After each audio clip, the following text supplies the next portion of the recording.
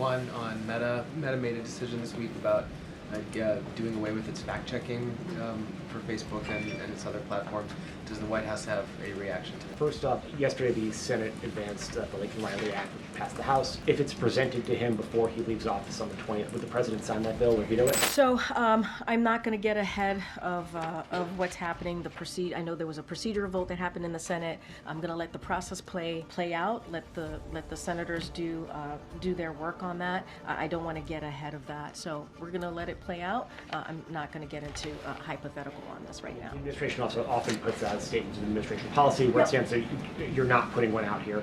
Well, the process is still playing out, and so we're going to certainly follow all of the latest developments on this. And so we want to evaluate the bill. We haven't done that yet. We want to evaluate the bill certainly at the end of that process, and then we will have more to say. I just don't want to get ahead of it right now. And the president of the Oval said he'd be speaking to us later today about Russia and some other issues.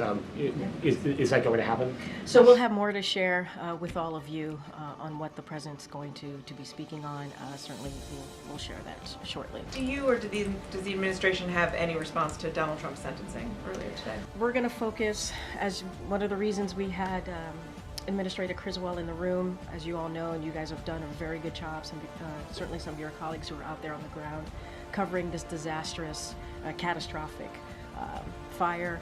And so the president wants to continue to focus on that. That's what we want to continue to focus on.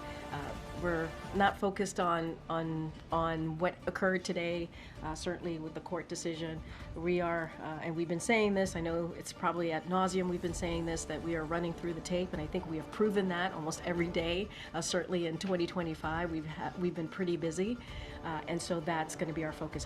What can we do to continue to deliver for the American people? What can we do to make the lives of the American people better? And that is our focus. I'm not going to speak to the decisions made in the court today. Jarine, one on Meta. Meta made a decision this week about doing away with its fact-checking for Facebook and its other platforms.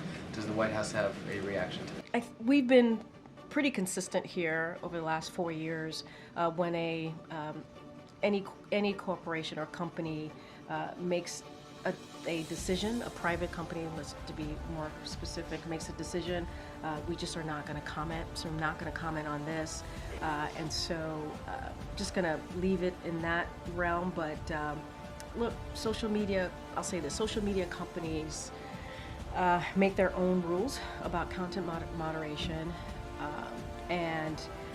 But with that said, we have been outspoken about our belief that the social media companies have an important role to play in enforcing their own rules to prevent the spread of misinformation. That is a responsibility that company has, and we've always been pretty clear about that.